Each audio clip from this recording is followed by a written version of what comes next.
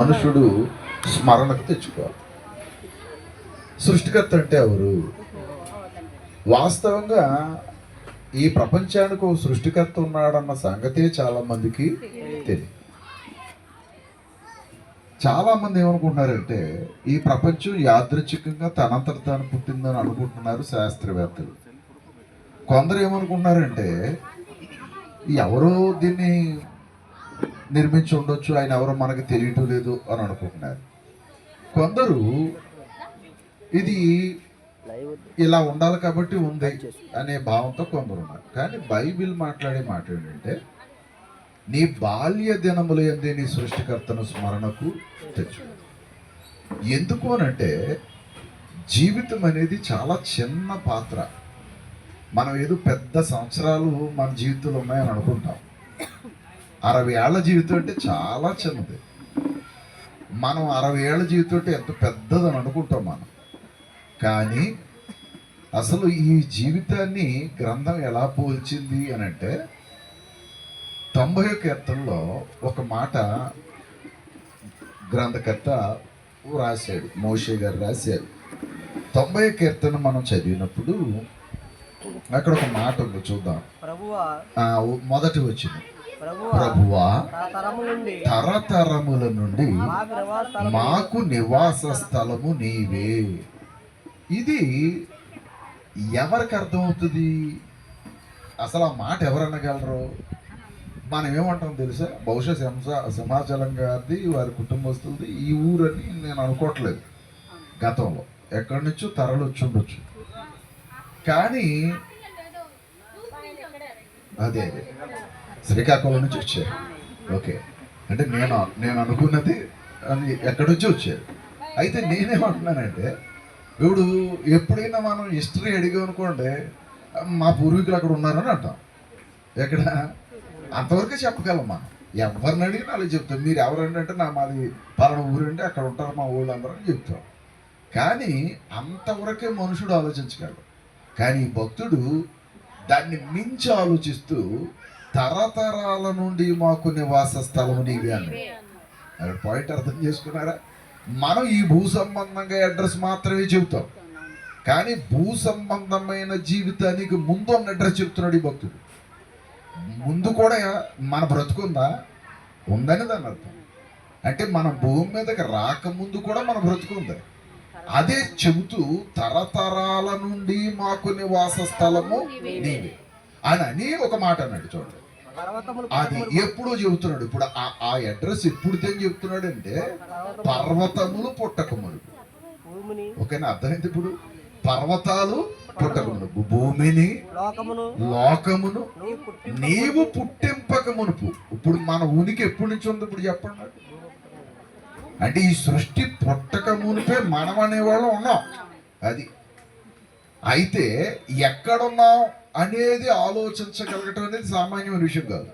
ఇప్పుడు అక్కడ ఏమన్నాడంటే భూమి పుట్టక మునుపు లోకమును అందలి సమస్తమును నీవు పుట్టింపక మునుపు యుగ యుగములు అప్పటి నుంచి మనకి దేవుడట.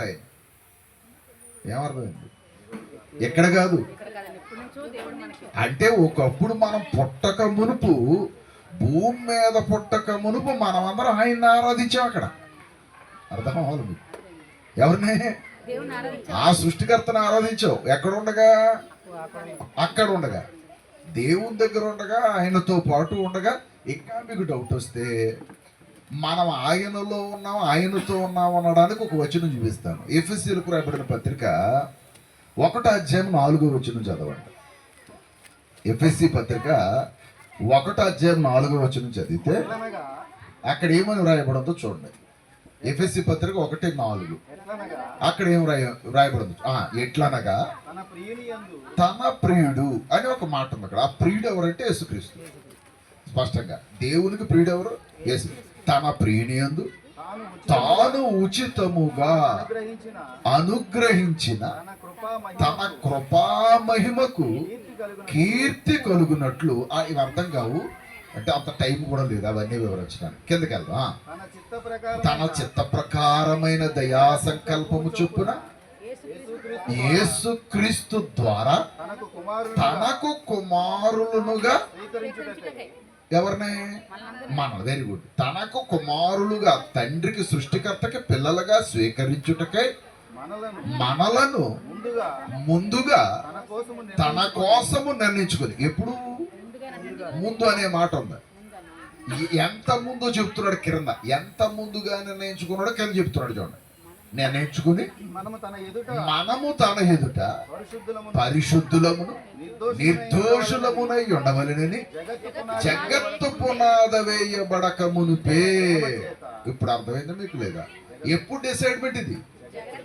జగత్తుకి పునాది వేయబడక మునిపే ప్రేమ చేత ఆయన మనను క్రీస్తులు ఏర్పరుచుకున్నాడు. అంటే ఇప్పుడు ఎప్పుడున్నాం మనం? ఇప్పుడు అర్థం అవ్వాలి. మనం ఎప్పుడున్నాం? జగత్ పునాదికి ముందే. ఎక్కడ? క్రీస్తులు. ఎక్కడ? నిత్యత్వంలో. ఇప్పుడు ఆ నిత్యత్వంలోంచి ఎక్కడికి వచ్చాం? భూమి మీదకి వచ్చాం. Very good. ఆ నిత్యత్వంలోంచి భూమి మీదకి వచ్చాం. ప్రతి మనిషి కూడా తండ్రి దగ్గర నుంచి భూమి మీదకి వచ్చాడు. అందుకనే అపోస్తుల కార్యాలు 17వ అధ్యాయంలో 28వ వచనంలో ఒక మాట ఉంది. అపోస్తుల కార్యముల గ్రంథం 17వ అధ్యాయం. క్రైస్తవులకైనా ఈ భాగ్యం లేకపోతే లోకస్తులకు కూడా ఉందా? ఒక ప్రశ్న అది. చూడండి, మనము ఆయన యందు బ్రతుకుచున్నాం. పౌలు గారు చెబుతున్నాడు ఇక్కడ, మనం ఆయన యందు బ్రతుకుచున్నాము, చెల్లించుచున్నాము, ఉనికి కలిగి ఉన్నాము.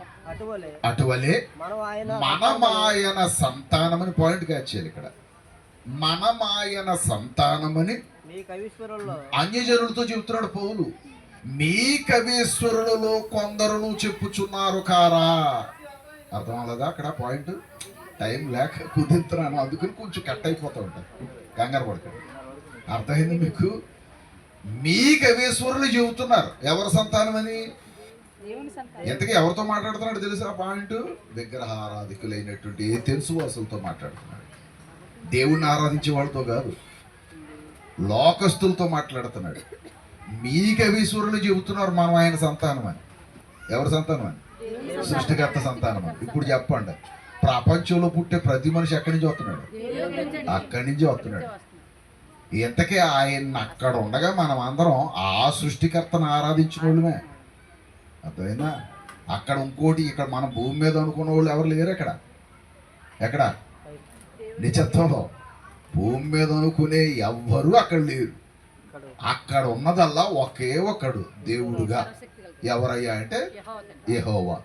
ఇప్పుడు అక్కడ ఉండగా మనం అందరం ఆయన్ని ఆరాధించి భూమి మీదకు వచ్చిన తర్వాత మరి ఎందుకు ఇలా తయారయ్యా? భూమి మీదకు వచ్చిన తర్వాత ఎందుకు ఇలా తయారయ్యా? అర్థమైంది? ఇప్పుడు క్వశ్చన్ పాయింట్ అర్థమైతే, భూమి మీదకి వచ్చిన తర్వాత మనం ఎక్కడెక్కడికి వెళ్ళిపోయాం. ఆయన ఎవరో తెలియకుండా పోయాం, ఆయన ఎవరో అర్థం కాకుండా పోయాం, ఆయన మర్చిపోయి ఎక్కడికో వెళ్ళాం. ఎందుకు ఇలా జరిగింది అని అంటే ఒక మాట చూపిస్తున్నాను. ప్రసంగి గ్రంథంలోనికి వెళదాం. ప్రసంగి గ్రంథంలోనికి వెళదాం. తీసారా? ఈ ప్రసంగి గ్రంథం 7వ అధ్యాయమును కొని మనం వెళితే 7వ అధ్యాయము 29వ వచనం చదువుదాం. ఇది ఒకటి మాత్రము నేను తెలుసుకొనగోరుచున్నాను, ఏమనగా దేవుడు నరులందరినీ అప్పుడు పుట్టినప్పుడు మనందరం ఎలా పుట్టాం అంటే బహుశా పుట్టేటప్పటికి దేవుడు ఎవరో తెలుసు. అది పాయింట్. ఆ పాయింట్ అర్థమైందా? ఎందుకంటే ఇక్కడికి వచ్చిన తర్వాత ఆయనకి ఏ దేవుడు తెలియదు కదా. ఎవరికి? పుట్టినోడికి. పసిపట్టికి ఎవరో తెలుసా? తెలీదు. అసలు దేవుడిని ఎలా ఆరాధించాలో తెలుసుకొని ఏం తెలియదు. ఆయన ఒక్కడే తెలుసట, అక్కడి నుంచి వచ్చాడు కదా. ఆ పాయింట్ ఏంటో చెప్పండి, ఇక్కడ మర్మం చెప్తాను జాగ్రత్తగా. అందుకనే పుట్టిన బిడ్డలో భూలోకానికి వచ్చిన తర్వాత మొట్టమొదటి ఏడుస్తారు. ఒకవేళ ఆడు ఏడకపోతే నరసమ్మ ఏడిపోతుంది. ఎవరిని? పుట్టినోడు. పుట్టిన వాడిని నరసమ్మ ఏడిపోతుంది. ఎందుకు ఏడిపోతుందో తెలుసా? విషయం అర్థమైంది మీకు? ఆడు ఏడవాలి ఎక్కడికి వస్తే? భూమి మీదకి వస్తే. ఇంకో సంగతి తెలుసు మీకు? ఆడు ఏడుస్తుంటే మనం నవ్వుతాం. ఎప్పుడు? పుట్టిన తర్వాత ఆడు ఏడుతూ ఉంటాడు, మనం నవ్వుతూ ఉంటాం. విచిత్రం ఏంటంటే మనమేమో వెళ్ళేటప్పుడు నవ్వుకుంటూ పోతామట, ఎక్కడ ఉన్న జనం అంతా ఎడుతుంది. అర్థం కదా? ఎందుకు అనుకుంటున్నారు? మళ్ళీ ఎక్కడి నుంచి వచ్చాం అక్కడ పోతున్నామని పోతామట, వీళ్ళందరూ ఎడుతుంది, మనం వెళ్ళిపోతాం.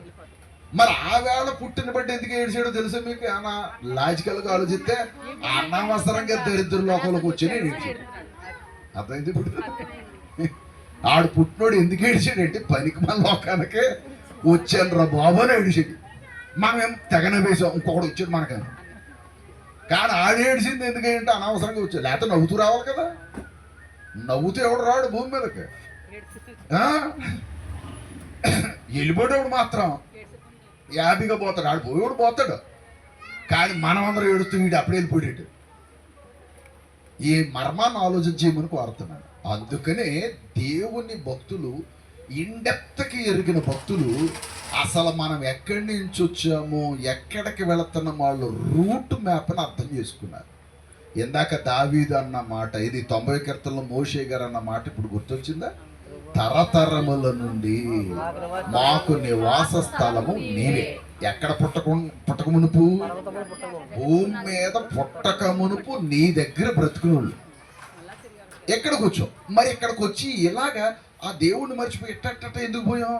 ఇప్పుడు చెప్పుడు ప్రసంగి గ్రంథంలో చూడండి, ఇది ఒకటి మాత్రము నేను కనుగొంటిని, ఏమనగా దేవుడు నరులను అందరినీ యథార్థవంతులుగా పుట్టించాడు. అందుకనే పసిపిల్లల గురించి నిన్నటి కాలంలో నేను మీ అందరికీ చెప్పాను. వాళ్ళ మనసులో ఏ భేదం లేదు, అందరు పిల్లలు యథార్థవంతులుగా పుట్టించాను. కానీ ఈ మాట చూడండి, వారు వివిధమైన తంత్రములు కల్పించుకున్నారు. ఇప్పుడు అర్థమైందా మీకు? ప్రపంచంలోకి వచ్చిన తర్వాత ఏం జరిగిందో అది ఎవరు కల్పించుకున్నాయి? మనుషుడు కల్పించుకున్నాయి. ఎందుకంటే దేవుడు కల్పించరా, వీడు ఏర్పాటు చేసుకున్నాడు ఏవేవో.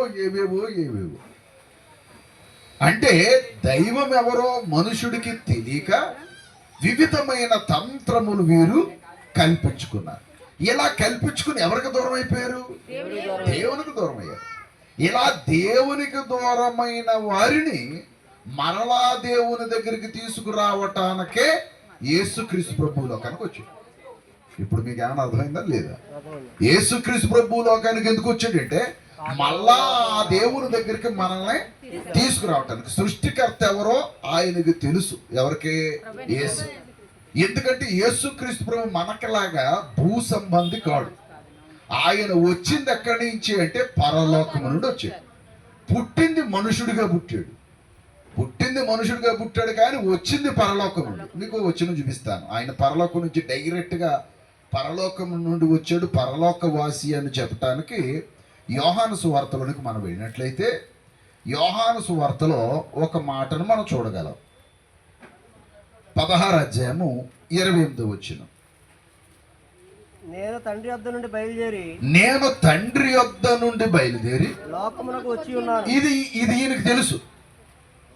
బాగా వినాలి. యేసుక్రీస్తు ప్రభుకు తెలుసు. మరి మనం కూడా అక్కడి నుంచి వచ్చాం కానీ మనకు తెలియదు. విషయం అర్థం కలదా? భూమి మీద పుట్టిన తర్వాత మనకు తెలియలేదు. ఎందుకంటే భూమి మీద పుట్టేటప్పటికి మనం అన్ని సంగతులు మర్చిపోయాం. ఈ లోకంలోకి ఎప్పుడైతే వచ్చో అన్ని సంగతులు మర్చిపోయాం. ఈ లోకంలో పెరిగేటప్పటికి ఈ వాతావరణానికి అలవాటు పడిపోయాం. ఉదాహరణకు అనుకుందాం, శ్రీకాకుళం నుంచి వచ్చారు, ఓకే, అక్కడ వాతావరణం వేరు, ఇక్కడ వాతావరణం వేరు. ఇప్పుడు దేనికి అలవాటు పడిపోయారు మీరు? ఇప్పుడు మళ్ళీ శ్రీకాకుళం వెళ్ళమంటే వెళ్తారా? ఎవరు? ఎందుకంటే ఇక్కడ స్నేహాలు, ఇక్కడ బంధుత్వాలు, ఇక్కడ ఫ్రెండ్స్, ఇక్కడ గొడవ, వ్యాపారాలు, వృత్తులు అన్నీ మమేకమైపోయాం. ఇప్పుడు అక్కడికి వెళ్ళమన్నా వెళ్ళాం. అందుకని ఉద్యోగాలకు వెళ్ళిన వాళ్ళు చూడండి, ఆ పల్లెటూరులో వదిలేసి టౌన్లోకి వస్తారు, ఇక్కడ ఇల్లు కట్టేసుకుంటారు, ఇక్కడ సెటిల్ అయిపోతారు, బంధువులందరినీ మర్చిపోతారు, ఇక్కడే ఉంటారు. ఎప్పుడో సంవత్సరానికి ఒకసారి ఇల్లు వస్తాడు తప్ప జీవితం అక్కడ గడపడానికి ఇష్టపడు. అలాగే భూమి మీదకి వచ్చిన మనం ఏం చేసామంటే ఈ వాతావరణానికి అలవాటు పడిపోయి అసలైన లోకాన్ని మర్చిపోయాం. అర్థమైంది ఇప్పుడు లేదా? ఆ లోకాన్ని వదిలేసాం, మర్చిపోయాం. ఎక్కడి నుంచి వచ్చామో మర్చిపోయాం. కానీ యేసు అలా మర్చిపోలా. ఆయన వచ్చిన స్థితి ఏంటో చెబుతున్నాడు. ఎక్కడి నుంచి వచ్చాడో చెప్పేసాడు క్లియర్గా. చూడండి, నేను తండ్రి యొద్ద నుండి, అనగా సృష్టికర్త దగ్గర నుంచి భూలోకానికి వచ్చాడు. మరియు లోకమును విడిచి తండ్రి దగ్గరికి వెళ్ళిపోతున్నాను. నేను ఎక్కడి నుంచి వచ్చానో మళ్ళీ అక్కడికి వెళ్ళిపోతున్నానని క్లియర్గా చెప్పిన వ్యక్తి ఎవరు? యేసుక్రీస్తు ప్రభు. మరి ఎందుకు వచ్చాడండి యేసు ప్రభు భూలోకానికి? యోహాను సువార్త 14 అధ్యాయము 6వ వచనం చదువుతాం. యేసు నేనే మార్గము, యేసు ప్రభు అన్నారట, యేసు నేనే మార్గం, సత్యమును, జీవము, సత్యము, జీవము. నా ద్వారా తప్ప ఎవడో కూడా సృష్టికర్త దగ్గరికి రాలేడు. తండ్రి దగ్గరికి రాలేడంటే సృష్టికర్త దగ్గరికి రాలేడు. ఎందుకు? ఈయన ఎక్కడి నుంచి వచ్చాడో చెప్పాడు, ఎక్కడికి వెళుతున్నాడో చెప్పాడు. ఎందుకు? ఆ రూట్ ఈయనకి తెలుసు. ఇప్పుడు ఇక్కడికి రావటానికి మీ డేవిడ్ గారు ఫోన్ చేసి ఏమంటే కూర్చో అది లొకేషన్ పెట్టండి, లేకపోతే మాకేం తెలిసింది అమ్మా. లొకేషన్ పెట్టాడు కాబట్టి ఆ లొకేషన్ దానికి కొట్టేటప్పటికి అది మమ్మల్ని ఇక్కడ తీసుకొచ్చి చక్కగా దింపింది. ఓ రోడ్లో తిరుగుతుంటే ఎలా వెళ్తా బ్రదర్, ఎలాగెళ్తుంది అంటున్నాడు రమేష్ గారు. మరి ఇదేమో ఎలాగెళ్ళండి అని చెబుతుంది. అంటే ఆయన తెలిసిన రూట్ ఒకటి ఉంది, ఆ రూట్లో తీసుకొద్దామని అనుకుంటుంటే ఇదేమో ఇలా రైట్ తిరిగితే మీకు వెళ్ళిపోవచ్చు అని చెబుతుంది. ఇది సెల్ ఫోన్. మాకేమో ఆయనకేమో ఇంకో రూట్ తెలుసు కాబట్టి అలా తీసుకెళ్ళాలి కదా బ్రదర్, ఇలాగెళ్ళాలి పోలు దాన్ని నమ్మి వెళ్దాం అన్నాడు.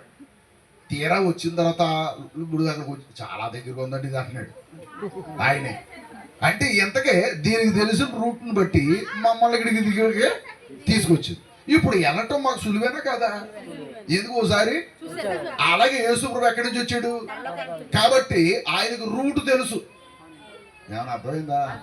కాబట్టి నేను సృష్టికర్త దగ్గర నుంచి వచ్చాను, మళ్ళీ సృష్టికర్త దగ్గరికి వెళ్ళాను కాబట్టి ఆ రూట్ ఏంటో నాకు తెలుసు కాబట్టి నన్ను వెంబడించిన వారిని కూడా ఆ రూట్లో తీసుకెళ్ళిపోతాను. ఇంకా లక్కీ ఏంటో చెప్పనా, మేము సెంటర్ దగ్గరకు వచ్చినోడికి ఈయన తగిలేసాడు. ఎవరు? జాషువా గారు కదా. ఈ జాషువా గారు తగిలేసాడు అక్కడ. ఇట్ట అంటున్నాడు, ఎవరు చెయ్యుతున్నారు చూడండి అని రమేష్ గారిని. ఈ నెట్టిట్ట అనగానే మనకు దొరికేడు అబ్బాయిని. ఇప్పుడు ఆయన అంటున్నాడు, రమేష్ గారు కారులో కూర్చున్నాం కదా మేము, ఇక అసలు ఒరిజినల్ GPS ఇది అంటున్నాడు. అర్థం మీకు? ఇది ఎందుకంటే ఈయనకి తెలిసినట్టు ఇప్పుడు దీనికి కూడా తెలియదు కదా. నా పాయింట్ అర్థం చేసుకోవాలి. ఎందుకు? ఆయన 100 సార్లు ఇక్కడికి వచ్చి ఉండొచ్చు కాబట్టి ఈయనకి తెలిసినట్టు దీనికి తెలియదు కాబట్టి ఒరిజినల్ GPS దొరికేది కాబట్టి మనకి ఇంకా అది అట్లా కట్టేయండి అన్నాడు. అంటే ఈవేళ రూట్ మ్యాప్ తెలియక మనుషులందరూ ఎక్కడెక్కడో ఆగిపోయారు. ఇప్పుడు అర్థమైంది మీకు? ఇదే చోటు అనుకుని ఒకవేళ మాకు ఇదే తెలియలేదు అనుకోండి, ఆ పక్క వీధిలో టెంట్ ఉన్న అక్కడ పోతాం కదా మాట్లాడరా. మళ్ళీ అడిగి ఇది ఏమంటే శివాచలం గారి దిద్దు అసలు కాదండి బాబు ఎక్కడ చూసుకోండి అంటాడు. అప్పుడు మళ్ళీ అప్పుడు తడుకుని మళ్ళీ ఇంకో వీధిలో టెంట్ ఉంది అక్కడ ఆగుతాం కదా. నా పాయింట్ అర్థం చేసుకోవాలి మీరు.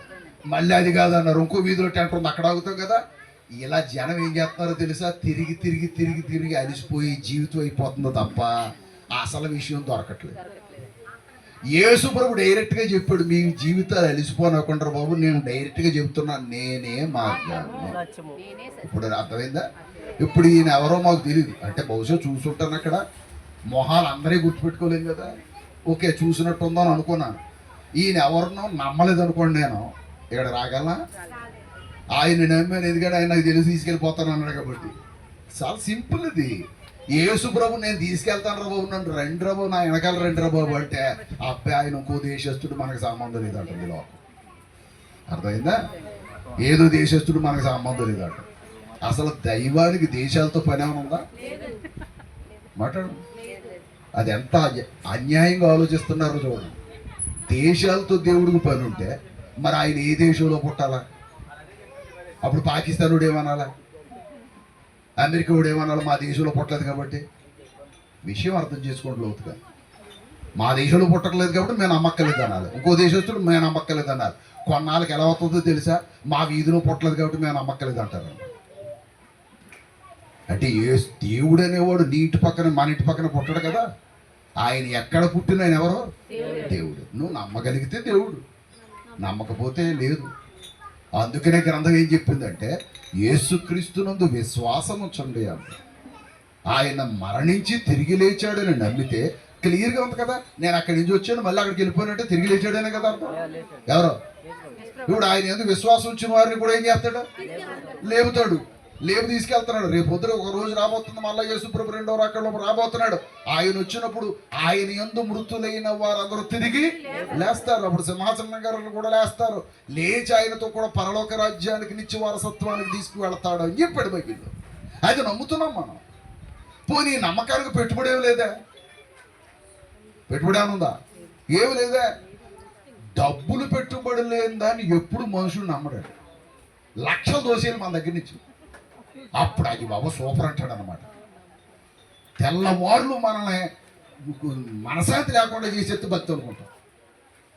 సింపుల్గా చెప్పండి, అలాగే అనుకుంది లోకం, అలాగే నమ్ముతుంది లోకం. అందుకనే మాలాంటి వాళ్ళు ఏం చేస్తున్నారంటే ప్రజల్ని ఏ విధంగా మోసం చేయాలో ఆలోచన చేస్తున్నారు. ఏ విధంగా మోసం చేయాలంటే ఈ విధంగా చెబితే వీళ్ళు బాగా లొంగుతారు అనుకుంటున్నారు, ఆ విధమైన మోసాలు చేస్తున్నారు. ఎంత సింపుల్గా చెబితే జనాలకు ఎక్కదు. అందుకనే గవర్నమెంట్ వాళ్ళు మందులు తీసుకుంటారా అబ్బా, అప్పుడప్పుడు ఇంటికి వచ్చి చెప్తా ఉంటారు. చూడండి నరసమ్మలో మళ్ళీ తీసుకోండి, ఈ ట్యాబ్లెట్ ఎక్కడ అంటాడు ఈ పెద్ద ఆయన. నరసమ్మ పక్కన వెళ్ళి మందు చెప్పి వెళ్ళి పట్టుకొస్తానంటాడు. అంటే ఉత్తినిచ్చినట్టు పనికిరాదు, డబ్బులు ఇచ్చి కొనుక్కుంటూ పనికొస్తుంది. పని చేయమని పర్లేదు, అదే మందు. అంటే మనుషులకి ఎంతసేపు కష్టపెట్టేవాడు కావాలి, సుఖపెట్టేవాడు అక్కర్లా. యేసు ప్రభు వచ్చి నీ జీవితం వృధా కాకూడదు, నీ టైం వృధా కాకూడదని డైరెక్ట్గా చెప్పాడు. నేనే మార్గాన్ని, నేనే సత్యాన్ని, నేనే జీవం, నా ద్వారా తప్ప ఎవడు. ఇప్పుడు ఇంకో మాట అడుగుతున్నా, ఏ వ్యక్తి భూ ప్రపంచంలో ఆ మాట అనగలిగారు? అనలేకపోయారు. మహానుభావులు ఉట్టి ఉండొచ్చు, కానీ అనలేకపోయారు. అనలేకపోవటానికి కారణం ఆ సృష్టికర్త ఎవరో చాలా మందికి. ఒకప్పుడు మనవాలా తిరిగిన వాళ్ళం, ఒకప్పుడు మనవాలా వెళ్ళిన వాళ్ళం. ఈ సత్యం ఏదో మనకు అర్థమైంది. అర్థమైన తర్వాత ఈ మర్మాలు మనం తెలుసుకోగలిగాం. కాబట్టి ఇప్పుడు యేసు ప్రభువు అంటున్నాడు, సింపుల్గా నా దగ్గరికి రండి. ఇప్పుడు బైబిల్ అందే ఏనాడో తండ్రి దగ్గర నుంచి మనం వచ్చామని ఇందాక 90 కీర్తనలో చదివాం. అప్పుడే పిలిపించాడట. ఒకసారి చూడండి 90 కీర్తన, 90 కీర్తన చదవండి మళ్ళీ ఒకసారి. అక్కడ ఏం రాశాడు చూడండి.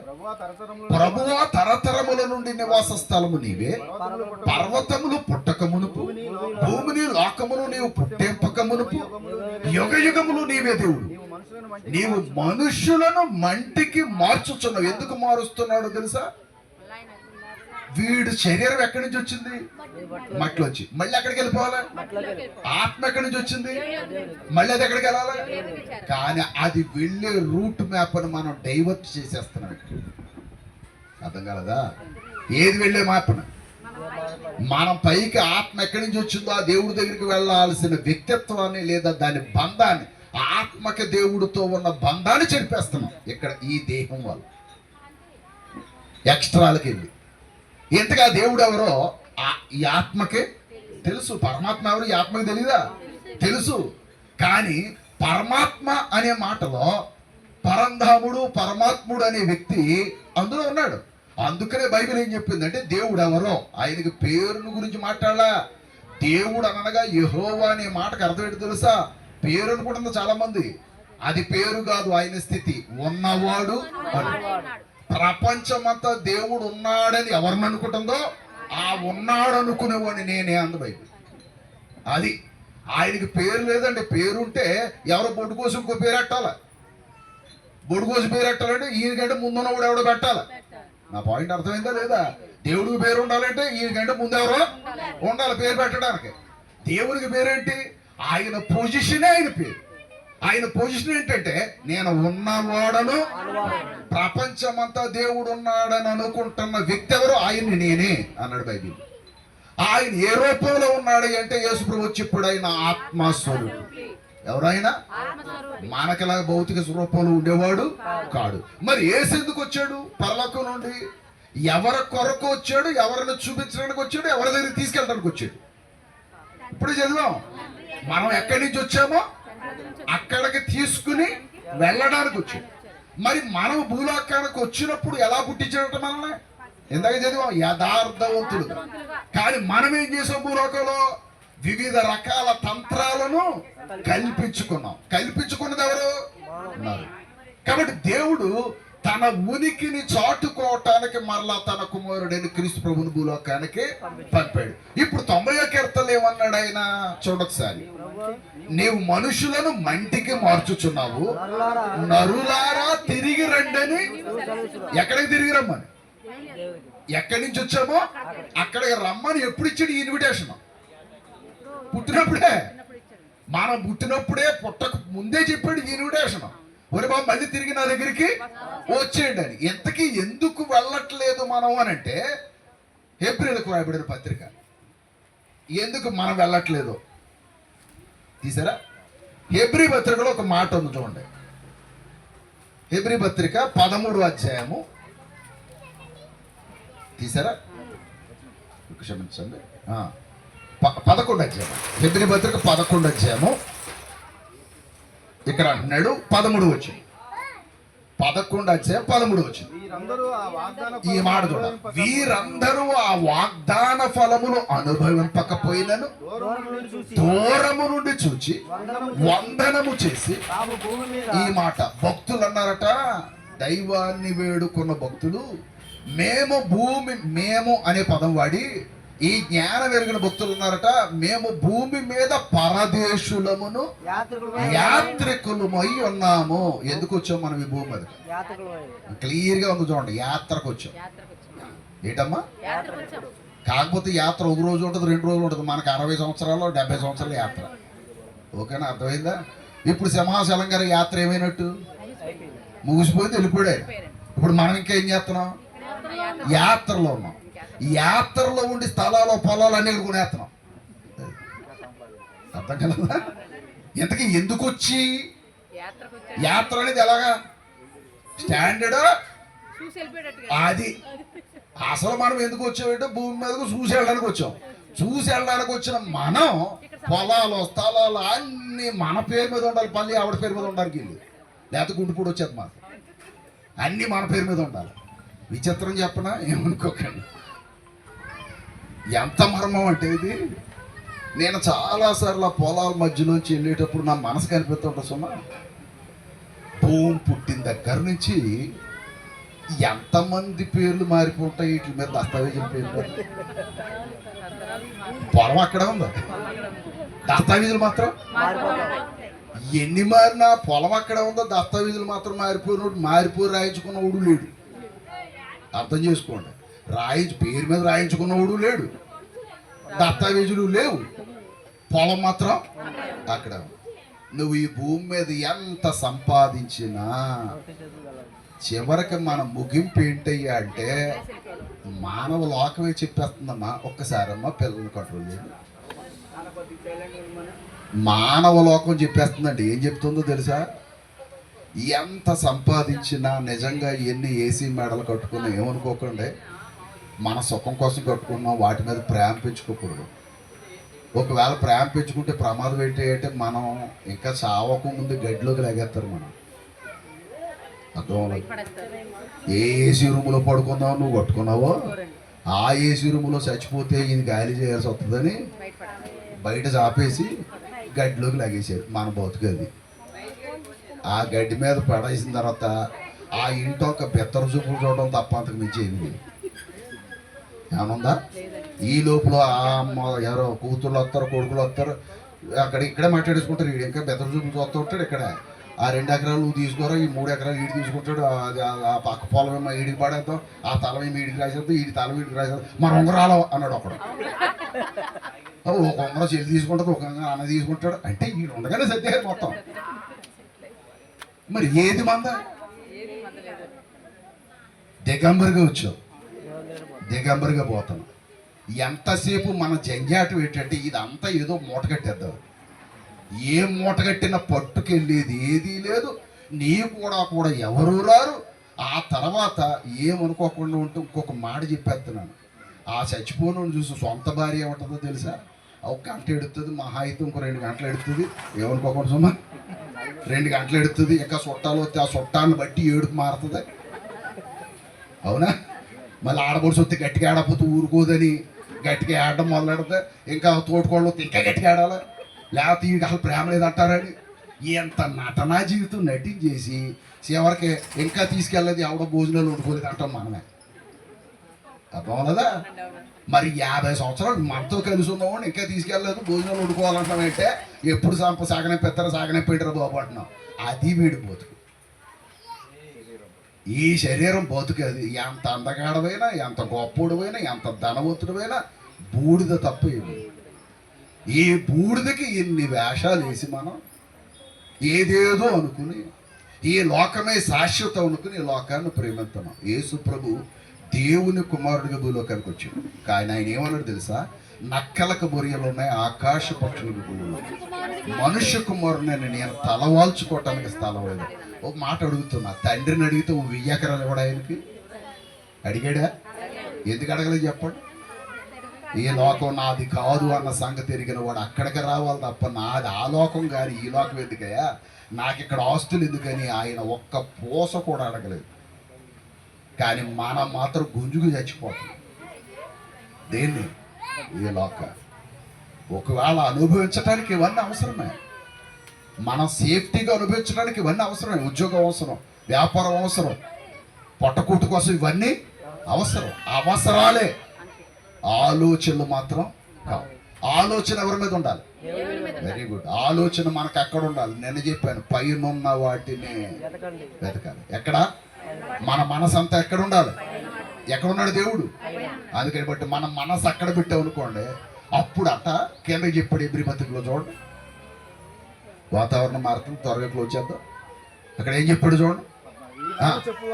ఎలాగూ చెప్పారు అంటే మేము యాత్రికులమై ఉన్నామని ఎలాగూ చెప్పువారు తమ స్వదేశమును వెతుకుతున్నారు కదా. ఏం వెతుకుతున్నారు?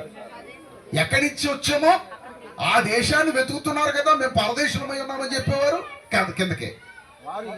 వారు ఏ దేశము నుండి వచ్చిరో ఆ దేశమును జ్ఞాపకం అందించుకునే మరల వెళ్ళుటకు వారికి వీలు కలుగును. నేను మండపేట నుంచి వచ్చాను, నాకు తెలియాలా వద్దా? మళ్ళీ నేను మండపాటు మర్చిపోతే ప్రపంచం అంతా తిరుగుతాను మండపాటాను.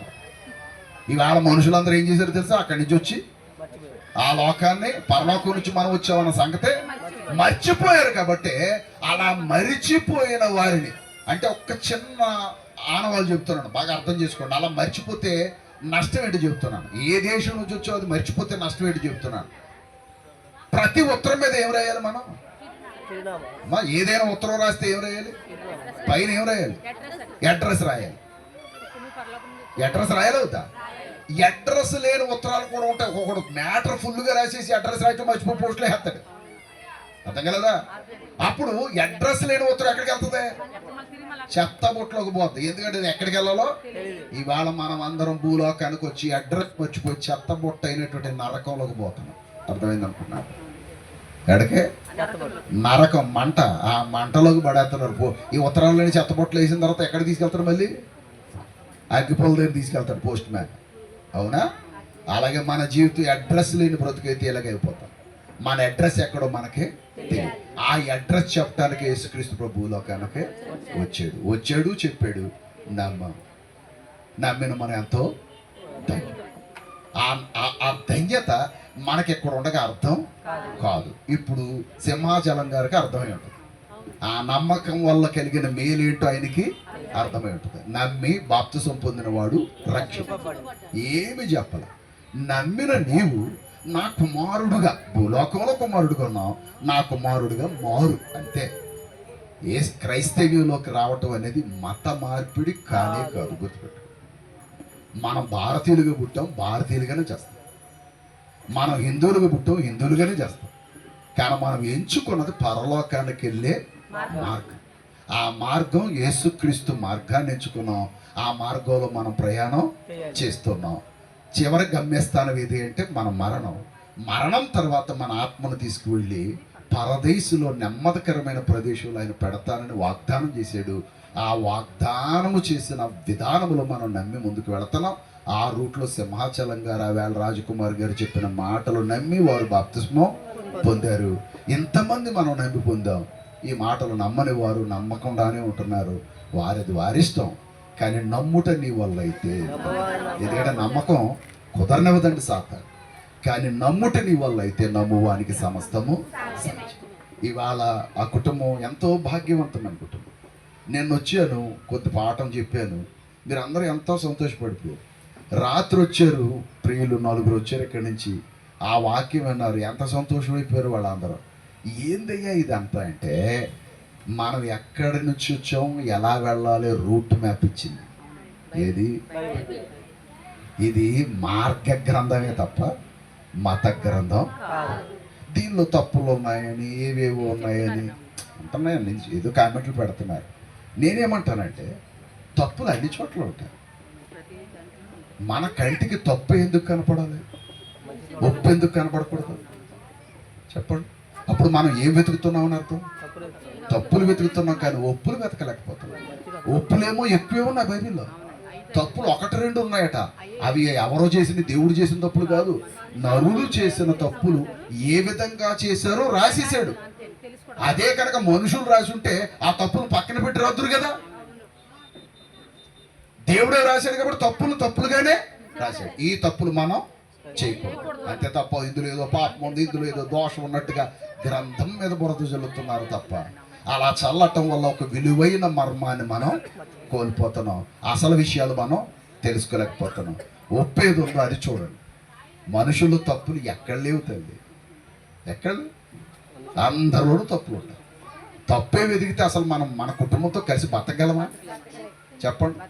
కొడుకు తప్పు చేయడా, కూతురు తప్పు చేయదా, అల్లుడు తప్పు చేయడా, నీ భర్తే తప్పు చేయడా, నీ భార్య తప్పు చేయదా? తప్పులు వెతికితే అసలు కొంపలో మనం ఒకరితో ఒకరు ఉండగలమా?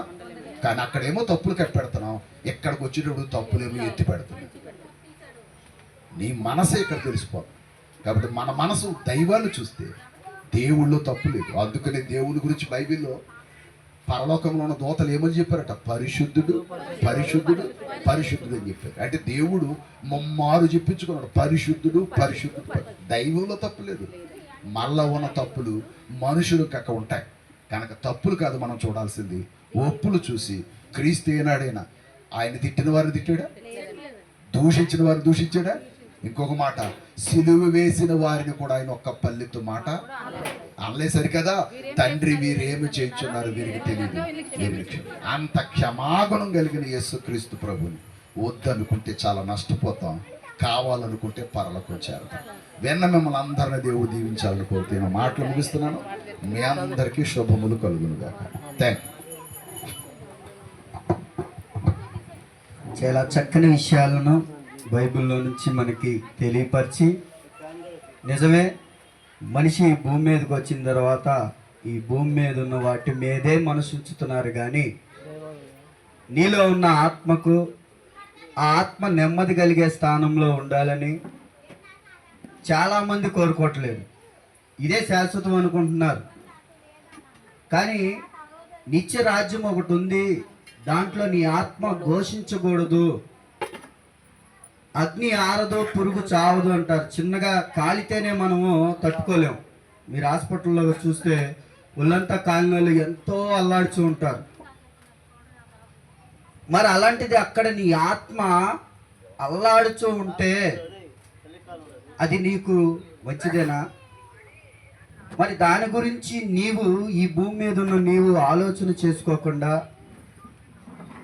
మరి ఆలోచించకుండా, ఇంకా యేసుక్రీస్తుని స్వరక్షకుడిగా అంగీకరించకుండా ఎవరైనా ఉన్నట్లయితే నీ జీవితం ఏ పాటిది అంటే ఇంతలో కనపడి అంతలో మాయమయ్యే ఆవిరి వంటిది.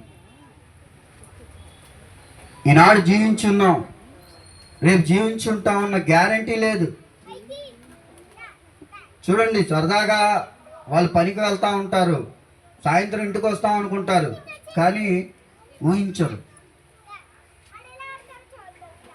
ఒక చెట్టు కింద ఉన్నాడు, ఊహించలేదు ఆ చెట్టు కొమ్మ వచ్చి తన మీద పడేసరికి తను చనిపోయాడు.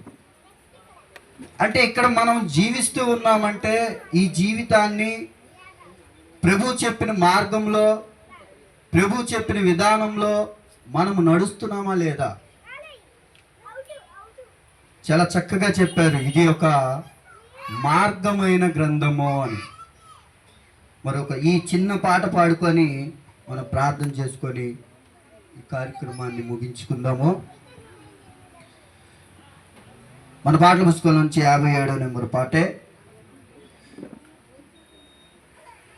మార్పు చెందవా నీవు, మార్పు చెందవా, నీ మనసునే మార్చుకోవా, నీ బ్రతుకునే మార్చుకోవా. అనుకో సమయమో ఇది